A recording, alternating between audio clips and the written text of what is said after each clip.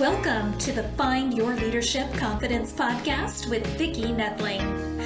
You are about to discover impactful lessons that help you grow as an individual, grow your confidence, and find the positive and good within you, so you powerfully and authentically become the best version of yourself.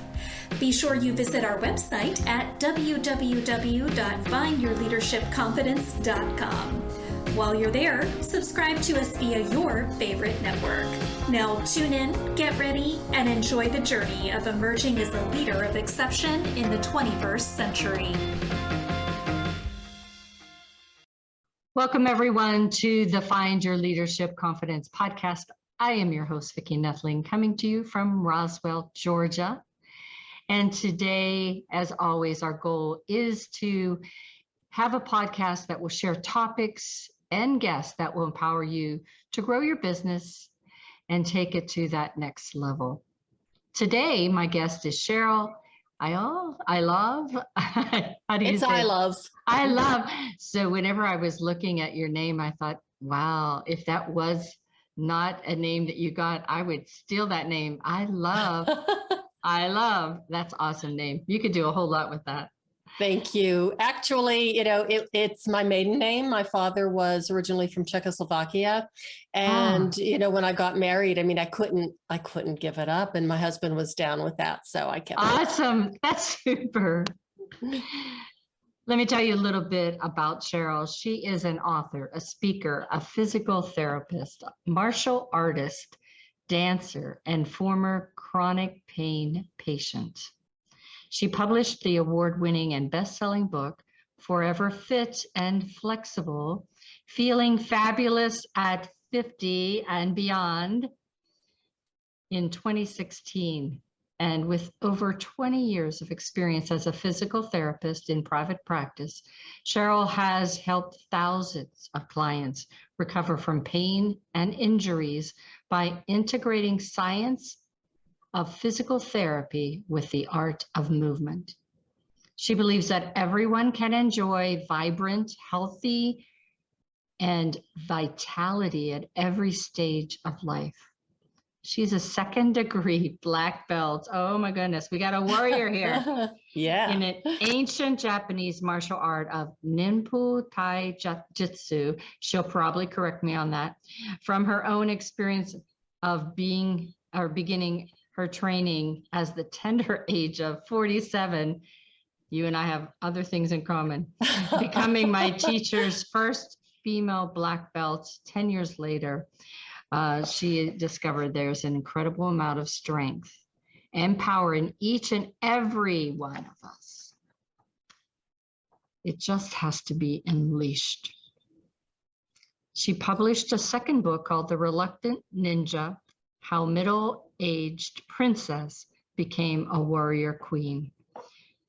It chronicles her crazy life in the world of men and martial arts and is receiving rave reviews. Awesome. Please join me in welcoming Cheryl Ilov. Such a cool thing, so I started college at 47. Or 46. Oh my gosh. 46, yes. I love hearing that. That's wonderful. Congratulations.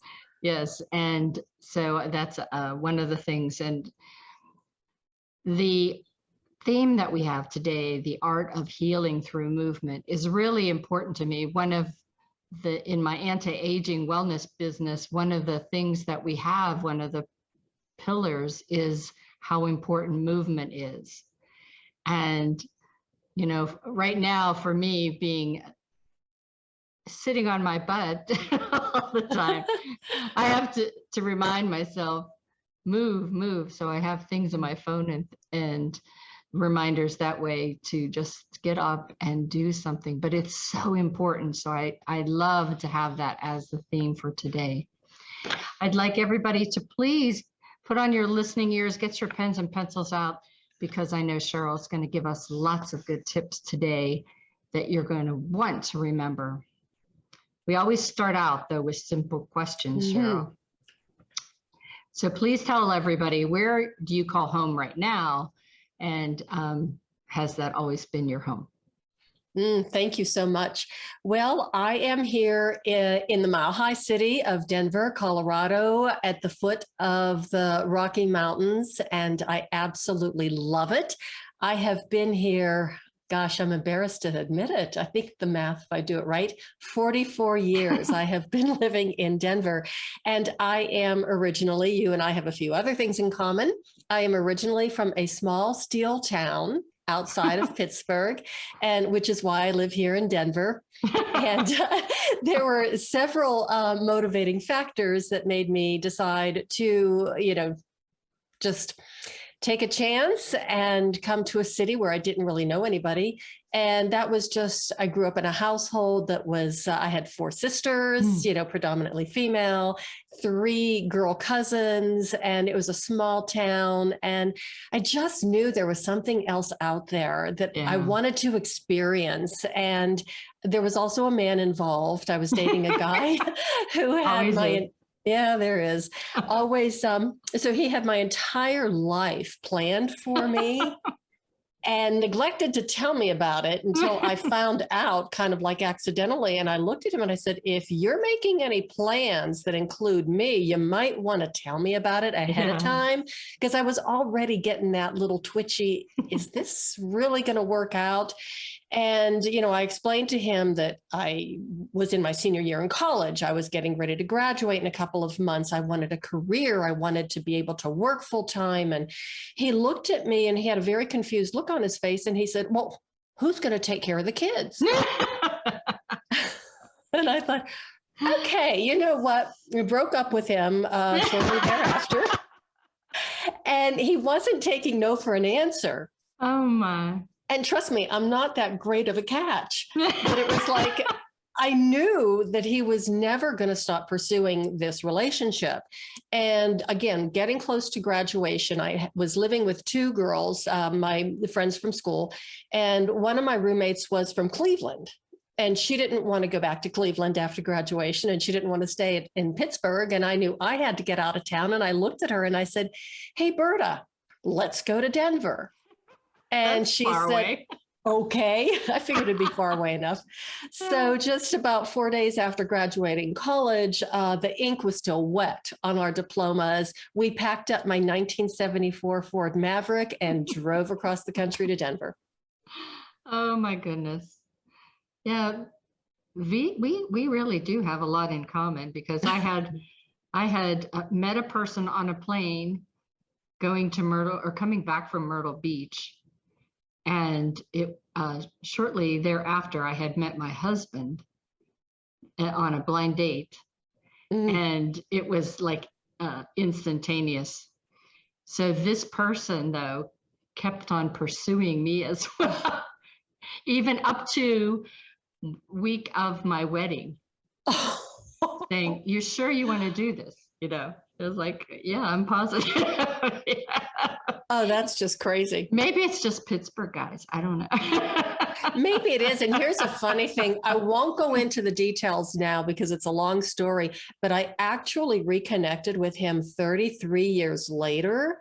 It was just a bizarre, whatever happened, but I reconnected with him, and, we did have some conversation and even went out to dinner. And all I could think of was, whew, I dodged a bullet. So cool. So cool. Well, I'm sure that we can talk a lot about these things that we have in common, but let's get to the heart of the matter, because I know these folks really want to know a little bit more. And I'd like to start by just talking a little bit about your book, Forever Fit and Flexible, Feeling Fabulous at 50 and Beyond. Mm-hmm. What inspired you to write that book?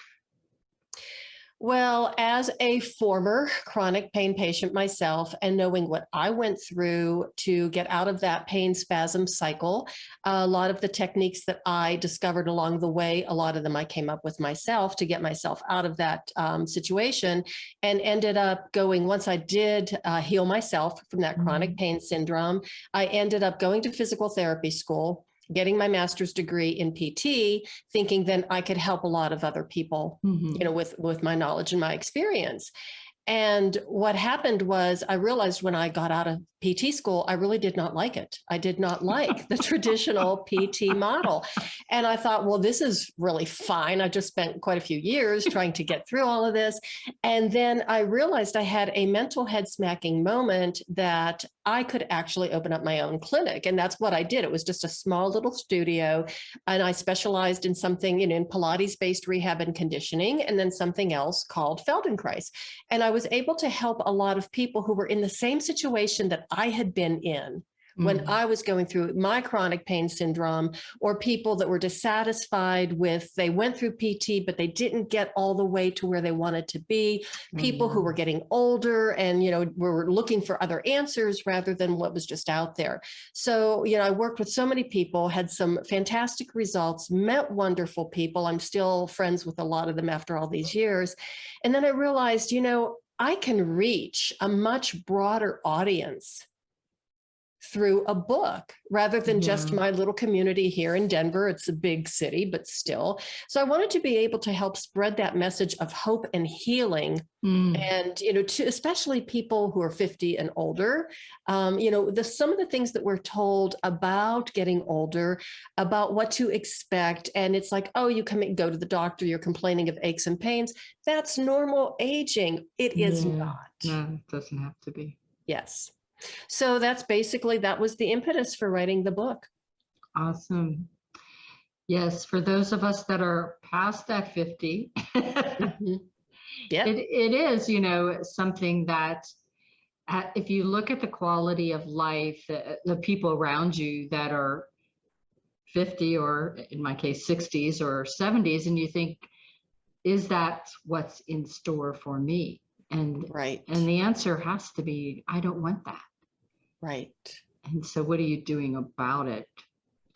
In your book, you talk about somatic movement. Please explain to the audience what somatic movement is and why it's important. Somatic movement is, you might hear of the mind-body connection, which you hear that a lot. People who do yoga, Pilates, and a lot of different movement modalities that are out there now that a lot of us didn't know about 30 or 40 years ago. And it's really engaging our mind, the sensations that are going through us as we're moving. So the mind-body connection is so incredibly powerful. And I always say that mindless exercise really does have its purpose and its point, getting on a treadmill and running off some energy, especially when we're in our 20s and 30s. But by the time we get to 40, it's like, we want to conserve some of that energy. And we really want to pay attention to our joint health, joint function.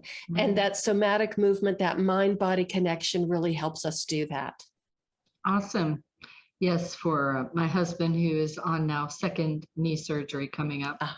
Yeah, definitely can appreciate that. What is the single most important component for vitality at any stage of our life? Mindset. Absolutely. It's the state of mind. If you listen to some of the stuff, I'm using air quotes there, that's out there about the quote unquote normal aging process, it can get very discouraging. It can get very depressing. And you have to realize that getting older is inevitable. But being old is a choice, and we do have choices. And we have to really condition ourselves not to listen to the naysayers and some of the negativity that's out there. You're too old to go back to college. You're too old to start, taking a dance class because, my goodness, you're 60, and that's just not true. We can do whatever we want to do at any stage of life, as long as we have the right mindset and then take the correct path to get to where we want to be. Correct. So that is a nice segue to my next question. Whatever possessed you to start martial arts at 47? Oh my goodness. That is such a long story. So I'm going to give you the bullet points. Basically, I went to a new acupuncturist. I love alternative health and healing. And I've been using acupuncture for my own, purposes for years. And I was going to this new acupuncturist who was highly recommended. And the very first time I went into his office and he started putting needles in my legs, he got a faraway look on his face. And he said, with your legs and my coaching, I could teach you how to kill with these things. And I'm thinking, where's my purse? Because this man is insane. I can't believe this woman, recommended him to me, but I couldn't go anywhere because I was literally pinned to the table. And so he had a captive audience, and he's going on and on about this martial art that, he has his martial arts school right next to the clinic.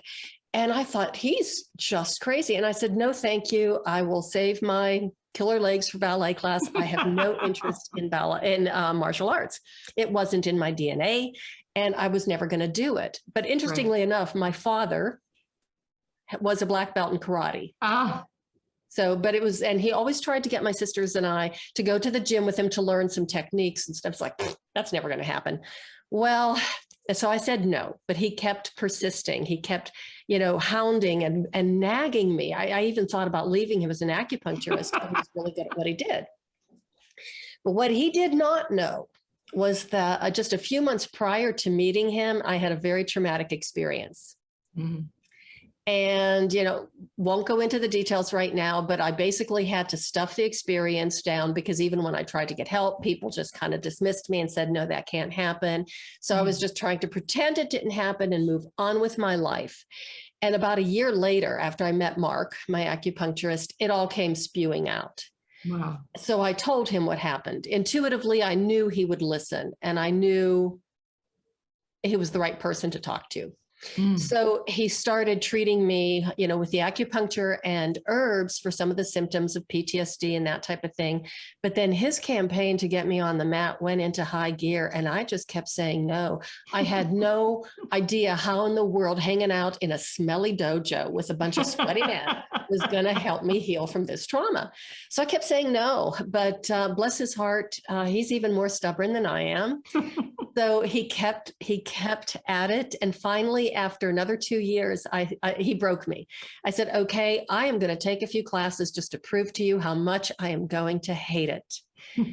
And well, the rest is history. I didn't hate it. And 10 years later, I became his first female black belt. Awesome. Congratulations on that. Thank you. I appreciate that. My grandson is doing Taekwondo. Oh, Taekwondo, yeah. And he's 6. But it does teach more than just kicking people and things. It teaches a lot of respect and integrity and a lot of the core values that everyone needs. Absolutely. And that's the one thing, the respect is incredible, and the ability to problem solve too. Yeah. So good for him. Yep. What advice would you give women who are interested in studying martial arts or taking self-defense class, but are too intimidated or scared? One of the first things I would suggest is grab a partner, talk somebody else into trying it with you. So a friend, a neighbor, a family member, but get a partner. It's going to be a lot easier to walk into a dojo if you do have a buddy and somebody else who might be just as, terrified as you are. And then really do your homework, because there are so many different forms of martial arts out there, so many different types and styles. And I would recommend a quote unquote softer style of martial arts. For example, the Taekwondo that your grandson is doing, that would be considered a hard art. Karate is a hard art. Aikido, Jiu-jitsu would be considered a softer art. Although once we take people down, believe me, it doesn't look very soft. They're landing kind of hard. But those are the ones I would really recommend a softer art for women. Even Tai Chi, there's different types of Tai Chi. There's more of a meditative style, which is awesome. And there's also a self-defense or combative style. So really do your homework, do your research. The internet is a great place to start. And then look at schools in your area. Mhm. Make a list and, make a list of at least 10 schools in your area is what I would suggest. Mhm. Call them, talk to the owner, and visit them and watch a class. And when you watch a class, you'll know if it's the right fit for you. If you have the opportunity to talk to some of the students, that would be great. And talk to maybe some of the instructors, that would be wonderful too. So really do your homework, because to get into the right situation, the right environment, the right school is just key to your success. And if you get into the wrong one, it's really hard to shake something like that off. Right. So could you give us 3 tips, quick tips, that would help empower women to keep them safe and give them confidence?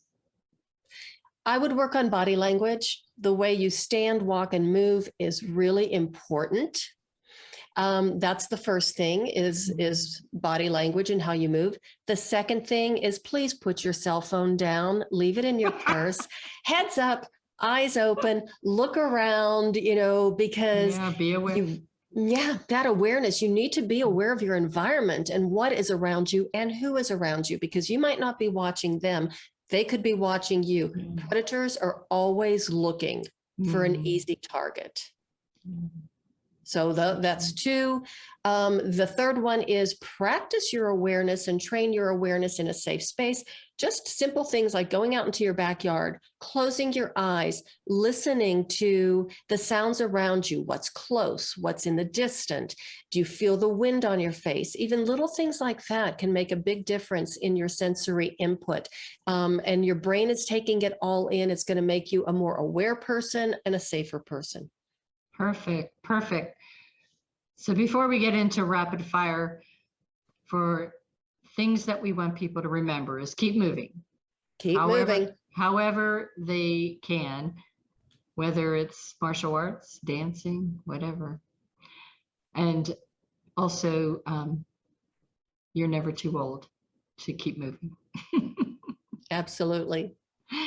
So rapid fire, these are where I give you 5 words or phrases. You have just a minute to respond, whatever comes to your mind. There's no wrong answers. Story of when you had to use your martial arts skill in the real world.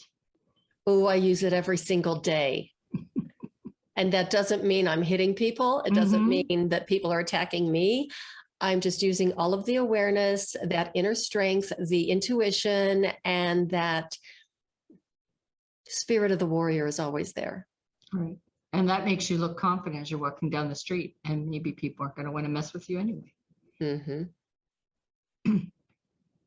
One of the things I saw on your website is what we believe is what we become. Talk to me about that. Absolutely. And when we hear the same messages over and over again, we eventually do believe them, even if they go against our inherent belief system. Yeah. If you hear those words over and over again, our brains are taking it in just like a computer. Our brain does not know what is reality and what is false. It just records it just like our computers do, and eventually it will spit it back out. So if you keep hearing those things over and over, you're too old, you're too old, you're too old. Even it's like, I'm only 66. That's not too old for what? But eventually, if you hear it over and over again, you're eventually going to believe it, and then you eventually will become it. Yeah, very true. When is it okay to give up? Never give up. There's always a way out and a way up. So you talked a little bit about your family, but what is one of your best family memories? Oh my gosh, there are a lot of them. But I think just growing up in that very Eastern European culture, I grew up in an area that is multicultural. You're familiar with the area. But none of my grandparents spoke English very well. They all spoke English, but with those heavy accents, and My dad was from Czechoslovakia. My mother was born in Pennsylvania, but her parents were from Yugoslavia. So we had that heavy ethnic background, and we were able to celebrate, well, for one thing, 2 Christmases a year. Yeah. So that was pretty special. And just all of the food, the customs, and the traditions, the heritage is just beautiful. Yeah.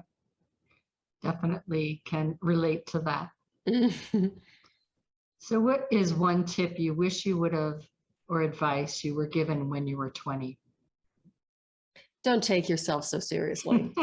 That's a good one. Awesome. So this is your time that if you're listening in on this, grab your pencil, pens, paper. I will be reading for you Cheryl's website and also giving you some information of her social media, and then she can talk about her free gift.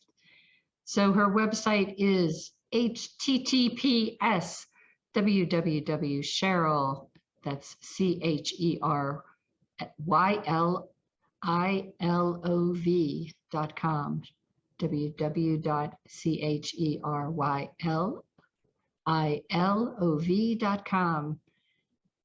Her email is info@Cheryl L, same email, so same thing. So C, capital C though, is that, I guess that's important.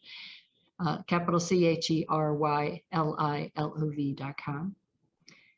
And she's on Facebook at I Love Insights. I love your last name. ILOVINSIGHTS. She's on LinkedIn at Cheryl I Love Vitality Consultants. So that's Cheryl I Love Vitality Consultant, all one word. Instagram is Cheryl I Love. And she's on YouTube as well. And you could just look up Cheryl I Love because it's a lot of letters here that you're never going to get. You will see this on my YouTube channel as well as my website, this slide. So you should be fine. Would you please, Cheryl, talk to me a little bit about the free gifts? Certainly. If anybody wanted to talk some more, have any questions, I do offer a complimentary 30-minute consultation. So all you would have to do is you could either schedule it through my website or you can just email me. I would suggest emailing me directly and we can go from there. If you do go to my website and if you sign up for my newsletter, I do have 3 audio recordings that you can download, and I call them meditation through movement. They're only about 20 minutes long, and it's based on some of the principles and some of the techniques that I use, to help my clients. They're also included in my book, my first book, Forever Fit and Flexible. So you can get those 3 downloads and you can listen to them anytime and just kind of get a feel for what this somatic movement is really like. And then if you have any questions, please email me. I would love to answer them. All right, so that is our show for today. I would like to just thank Cheryl for being a wonderful guest. She's given us great insights, great advice to keep moving, no matter what our age, even our circumstances, even if you've got that pain, you've got to keep moving. Mm-hmm. If you have questions, please do go to her website or email her at info@CherylILove.com. And as always, I want to remind you that you should remember that life is a journey and it's up to you to enjoy the ride. And you got to keep moving to do that. This is Vicki Nettling signing off. Thank you for tuning into the Find Your Leadership Confidence podcast with Vicki Nettling, where we share impactful lessons that help you grow as an individual, grow your confidence, and find the positive and good within you so you powerfully and authentically become the best version of yourself. Remember to visit our website at www.findyourleadershipconfidence.com and enjoy even more great episodes like this one. Again, while you're here, subscribe to us via your favorite network. We look forward to seeing you next time on the Find Your Leadership Confidence podcast.